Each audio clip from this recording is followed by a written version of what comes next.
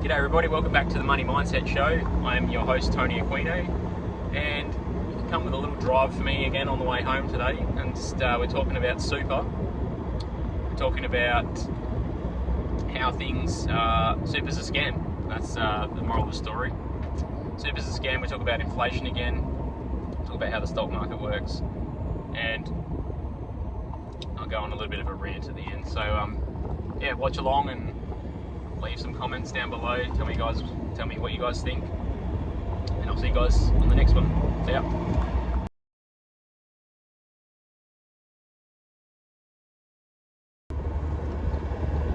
Super. So,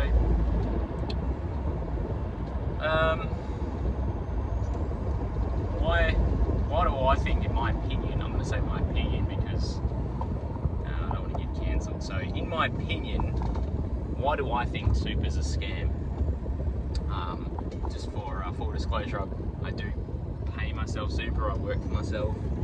I'm a small business owner, and I'm going to tell you guys why I think it's a scam. So, I think for most people, investment knowledge is not, at the forefront of everyone's minds. Everyone wants to bury their head in the sand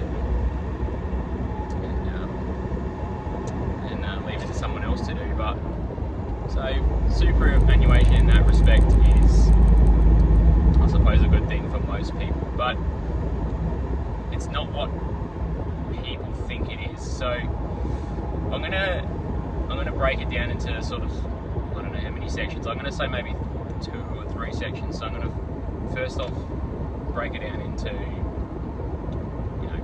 what is super, why, and the second thing is why do we need it, or what is it achieving, and thirdly, why I think it's a scam. So I think most people don't understand, most people just think, let's just take it at face value, most people think that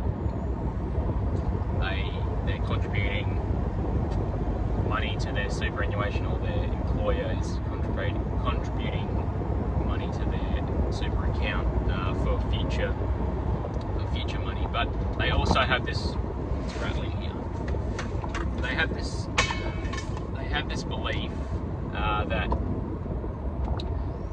their money's going to compound, and they're going to be rich when they retire, or they're going to have a shitload of money. So the catch behind that is inflation. So if you haven't watched the previous episode that I did, and I explained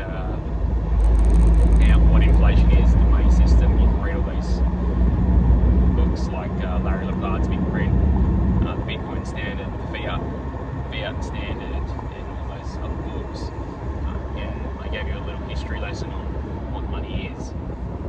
Essentially, we have to invest our money so it doesn't at least lose its value over time. So people already have this twisted perception that their super is going to be, it's compounding over time, over 30 or 40 years. It's got all these benefits, right? Now I'm going to tell you how the stock market works, and to be transparent, I don't have any money in the stock market. I reckon it's basically all crock of shit. I reckon it's like, I understand that smart people make a lot of money on the stock market, and I'm not having to go at those people. I think those people deserve, they put a lot of time and effort. The people that are actually thinking about their trades, and they research the businesses they're investing in, and they can see that it's undervalued and yada yada yada. So those people that understand how to invest in the stock market, they are very skillful people, but there's far and few between when it comes to those skill sets. But for the average Joe that's just investing in the S&P 500, and they think that they're getting a good 8 or 10% compounding growth over a 40-year period, then they're missing the bigger picture about what what the real inflation number is, and I'm not going to bore you with that, but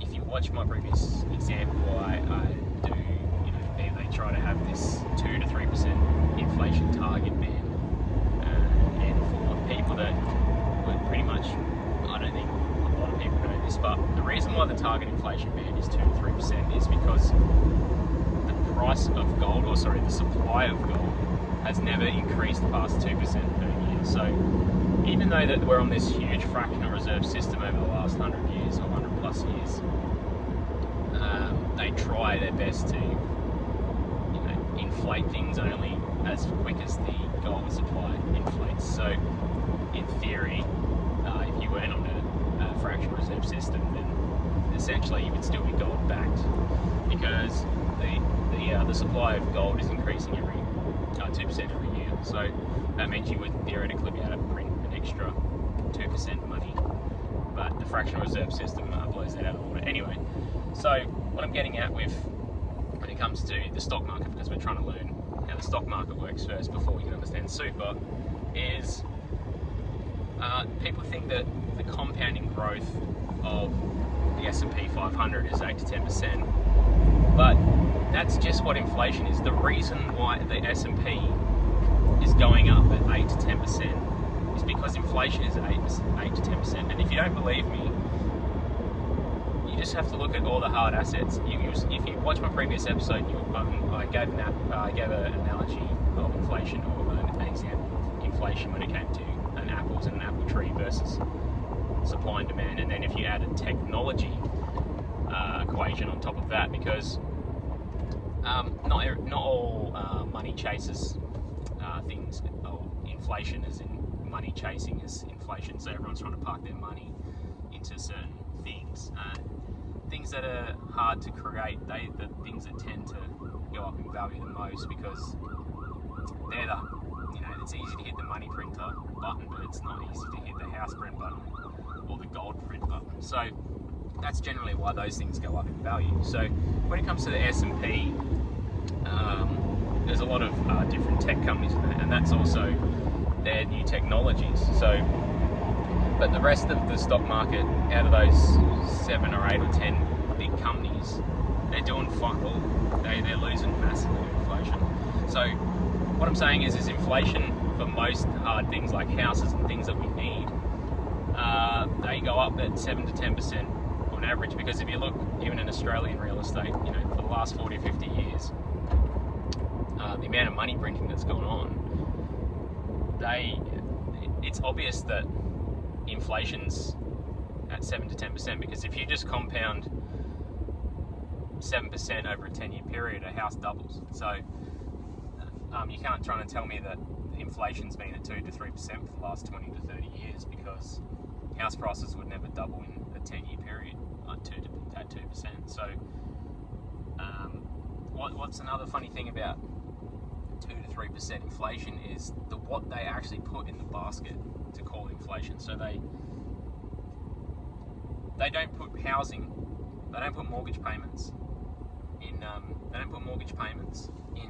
the basket of goods that they measure CPI or inflation, and they also don't put rents. Like, that's one of the biggest bills that everyone has to pay if you're a renter or you're a homeowner. Like, how can you not put mortgages or rent in the basket of goods, like, to measure inflation? If they put that in there, they would see it was 7 or 8%, and everyone would be shitting themselves. They'd be kicking up a fuss, there'd be riots in the streets. But they just leave that out of the basket. So they manipulate the basket of goods to read it whatever the fuck they want it to read, really. And the reason why I'm getting at this is because super is invested in the stock market, guys. Anyone's super, your super is getting put in the stock market. Okay, so like, people think that they're getting these like amazing rates of 6 or 8 or 10% compounding growth. It's like, you're literally just hedging your savings. It's just that it's better than putting your savings in the bank account and getting like 0.5% interest or less. But if you're not beating like 8% or 10%, like, you're just saving your money. So if you compound your wealth. You know, if you put $1 million in over, or no, let's just say if you put $100 in today, in, I don't know what the maths is, but in 40 years time, that $100 is compounded at 8% or 10%, and it's grown to, I don't know, whatever Tony Robbins says, you know, like, or David Ramsey, they're like, oh yeah, if you put $100 in today every month for years, you'll have like $2 or $3 million. Like, what the fuck is $2 or $3 million going to buy you in like 40 years time? You guys know it's going to be nothing. You guys know it's going to be nothing. So that's just the, like, it's maybe going to buy you the same as it did 40 years ago when you put the money in there, but you guys can see what I'm talking about. So why I reckon super's a crock of shit, for one, is because they it's mandatory for everyone. Like, I'm an employer and I employ myself, so, and then everyone else's, you know, all my workers, I have to pay them super as well. So when it comes to like that, they don't get that money. It's a forced savings account. It's like they're treating everyone as their dummies. Like, they don't know how to save money. Like, and it becomes more and more and more. So it started off as, I don't know what it was, 6 or 8 or 10%, like back in the whatever it was in the 90s or whenever, when it first came out. And since July 1 this year, it's gone up from 11.5%. Now it's gone to 12%. And now I think in another year it's going to go to 12.5% or something. And it's like this never-ending cycle, because if you guys, going back to the stock market for a second, if you, like, I'm going to break the stock market down super simple. So if the stock market is just like money that chases things, so the more money that goes into the stock market, the more the stock price goes up. The more money that gets pulled out of the stock market, being people selling their stocks and taking their cash and spending it on whatever they want with it, maybe buying something else with it. If that money exits the stock market, or exits the super balances, then the things that people have messed their money in, the rest of the pot goes down. So what I'm trying to say is that super's actually like a Ponzi, but it's like a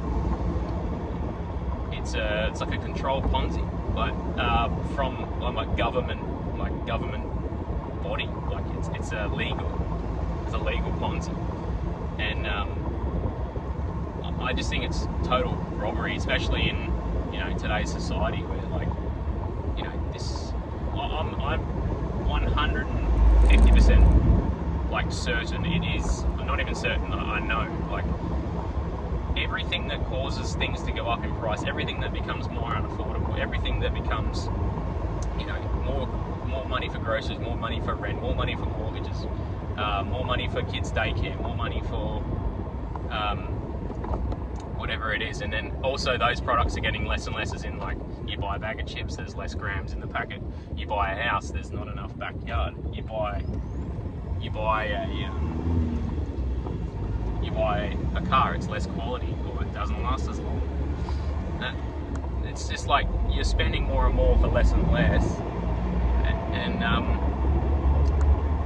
it's just like, I just think it's robbery. Like, you know, when it comes to the business side of things, all these rules and regulations, they have to keep adding the money into the Ponzi to keep the balances afloat, because sort of we're coming to a stage now where all these baby boomers are sort of the first ones of the start of the system, where they're starting to take their money out of the stock market, or out of their super balances, which is in the stock market, right? So they put all these barriers and things in between, so they just say it's super balance. But really, if you just replace the words, if you just replace, I'm taking my money out of my super, if you replace that word super to stock market, I'm taking my money out of the stock market, you can see this mind shift that's happening. It's obvious that, like, okay, there's a lot of people, as they get older and as they deserve, they were the ones that sacrificed their own money and put it in there. They should be allowed to take it out whenever they want. So they're pulling money and masses. Like, a lot of boomers are deservedly pulling their money out to enter into retirement. So what does that mean for people like me or our generation or younger, people in their teens and 20s? How does that affect us? And our business owners, as you know, I am. So that affects the price of things as well. So it's like when those boomers want their money and pull it out, then the super balances drops. No one gets that 8% return anymore because they're pulling money out of the stock market. And then what do they have to do? They have to keep increasing the percentage of like the people at the bottom just starting adding into the pot, because the whole thing's a Ponzi. Like, it's like, I can't explain it any other way. So that, like, as a business owner, like, this policies, like, people living lavishly don't create inflation. Like, the people are spending too much. Like, what creates inflation is policy. Policy by the government is what creates inflation. I'll give you an example, and I'll give you this example. So if they've just put, you know, say I've got 4 workers in my little carpentry team, right? And I'm running at a profit or whatever. So all of a sudden overnight, they say, hey, everyone now has to, all these business owners have to pay not 11.5% now to every worker. You now have to pay 12%. So I've got 4 workers, so I've got to find another 2%. So 0.5%, 0.5%, 0.5%, 0.5%, right? So for my 4 little workers, I've now got to increase my margins by 2%. And who do you think that gets passed on to? It either gets passed on to the consumer, which is the person buying the house, or if it doesn't, if I'm humble and I don't give the lads an increase, so they still get their same money in their pay packet. Excuse me. They don't get their same money in their pay packet, but you know, they get an extra 0.5% in their super, so their account doesn't look any different. But on the flip side of that is, if I can't cut my margins because, you know, I'm trying to be competitive and I'm trying to win jobs, I might have to say to the boys, like, okay, like, you're still getting the same pay, except now you're getting 0.5% less in your pay packet, and you can't access that 0.5% of your money for the next 40 plus years. So I just think it's robbery, especially in today's society, like the government making rules about what money is your money. Like, it makes no sense to me. Like, I feel like people are not stupid. We need to stop. We need to stand up for ourselves. We need to stop saying like you can ask any young person, or even ask me. You got to ask them, do you think your super money? Do you think you'll ever get your super money? I'm not relying on it. Like, I just think it's money. People will do what they want to do with their super money, regardless if they get it now or if they get it when they're 65 or 85 or however, whatever age they make up. You're allowed to have it. They have your own money. Like, it's I don't know. But the reason why I think it's a scam or a Ponzi is just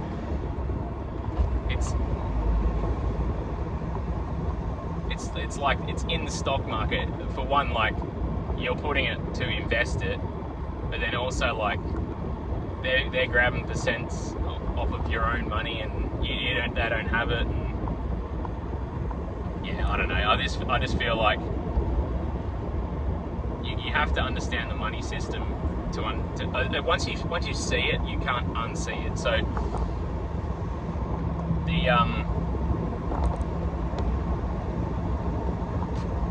I don't know what to say from here.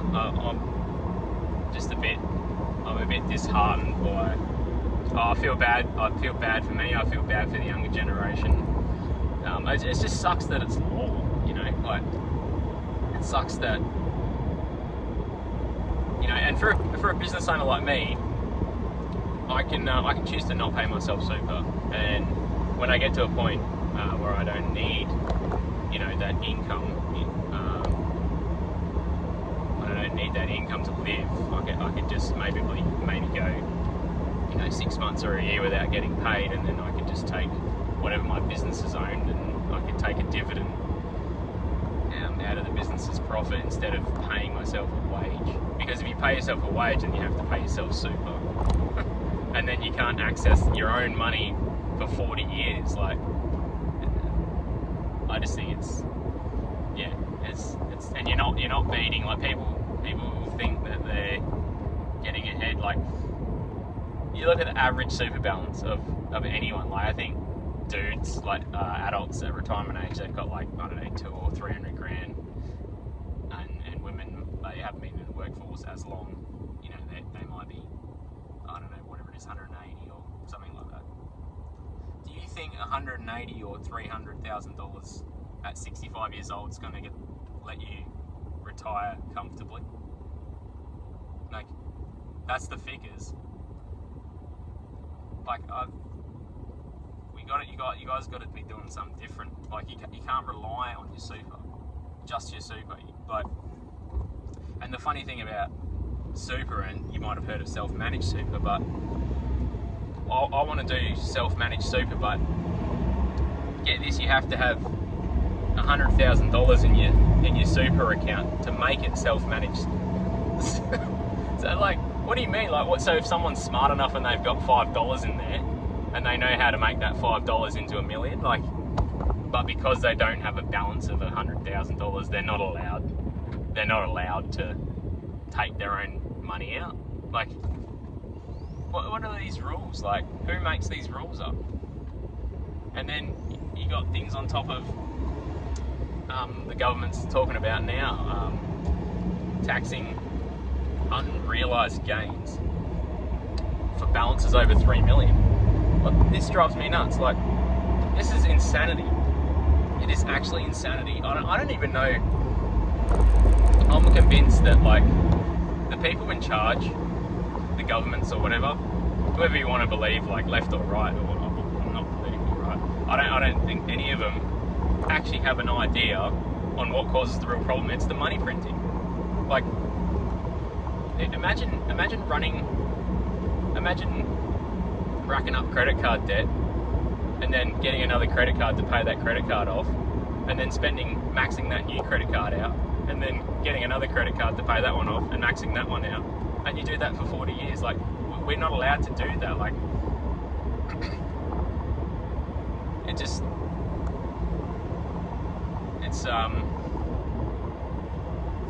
I lost my train of thought there. I'm going on a bit of a rant here, but anyway, that's why I reckon it's a Ponzi. If you want to hang around while I contemplate my thoughts, then go right ahead. But yeah, shit. Just I mean, I've known this stuff for a while, but I thought I'd just start making episodes about it because, yeah, if I could maybe waken up one person, then yeah, it's kind of nice to not be awake sometimes, because then you don't see any of this BS. But once you've seen it, you can't unsee it. So yeah, I think what I was getting at with the policies and the untaxed realised gains, tax on unrealised gains, is like, that's insanity. They like, that's just a gateway. Like, that doesn't make any sense. So, like, the whole point of the super system is people sacrifice their today dollars so they're not such a burden on the government in the future when they're in retirement. And then when their balance compounds, or it actually just holds its real value from 40 years ago, not compound, and then that balance now becomes over 3 million. Any time that grows, or money printing happens and happens to land and inflate your asset that you're holding, they want to tax that, and you haven't even sold it. They're the ones that inflated it. The money printing is what inflated the asset, guys. It's insanity. Like, people, this is government's lost their mind. Like, they're just, like I said in the previous episode, you know, like people buying houses on houses on houses. Like, people talk about getting rid of negative gearing and all that. Like, just create other things where people can park their money and stop printing so much damn money. Like, imagine if I said to you, oh, like, if, you know, I'll give you $100 today, and like, you know, you've worked for me, I give you $100, and in like 10 years' time, it's going to be worth 50. Would you hold on to it? It's just, it doesn't make any sense. It doesn't make any sense. Yeah, they're just trying to, like, they print money and then the assets inflate, and then they want to tax the inflated price, and that's what inflated the price. Then now they want to tax the inflated thing that they inflated, and then it's your problem. Anyway, I think I'm going to leave it at that, guys. I've been ranting for a little bit now, but yeah, super's a scam. That'll do. See you guys.